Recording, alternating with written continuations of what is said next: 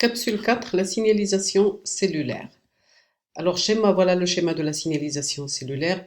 Une cellule émettrice envoie un signal, c'est-à-dire des molécules, différents types de molécules, à une cellule réceptrice qui intègre le signal et répond par ce qu'on appelle une transduction du signal. Dans ce cas-là, le signal ne rentre pas, il sera reçu par un récepteur membranaire de la cellule. Ce récepteur membranaire, comme vous voyez ici en mauve, c'est une protéine transmembranaire qui est adaptée de manière spécifique à la molécule signal qui est en vert ici. Alors, la nature chimique des molécules de signalisation est très variée. Ce sont des substances diffusibles telles que des polypeptides, des protéines, des lipides, des nucléotides, des photons, des ROS.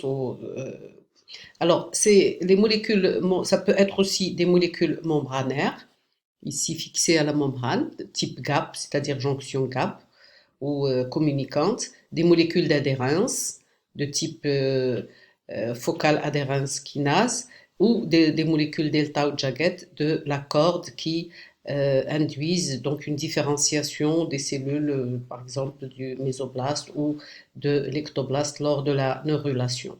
La durée de vie de ces molécules de signalisation est très brève, ce qui empêche la cellule d'agir sur le signal et de le modifier.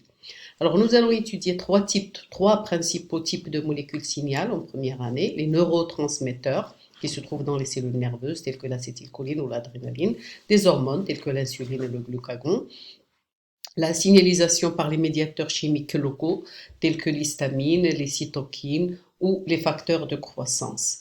Les récepteurs aussi qui vont recevoir ces molécules sont de différents types. Là, on va étudier trois principaux types de récepteurs membranaires, les RCPG, récepteurs couplés à la protéine G, qui généralement reçoivent les hormones, et on parle de signalisation hormonale.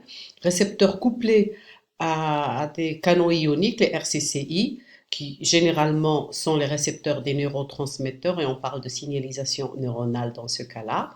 Et on va voir aussi le dernier type de récepteur, c'est les RCE, récepteurs couplés à des enzymes, des kinases en particulier, la tyrosine kinase, les RTK, récepteurs RTK ou récepteurs tyrosine kinase, qui reçoivent les facteurs de croissance, les cytokines, et on parle de signalisation par des médiateurs chimiques locaux.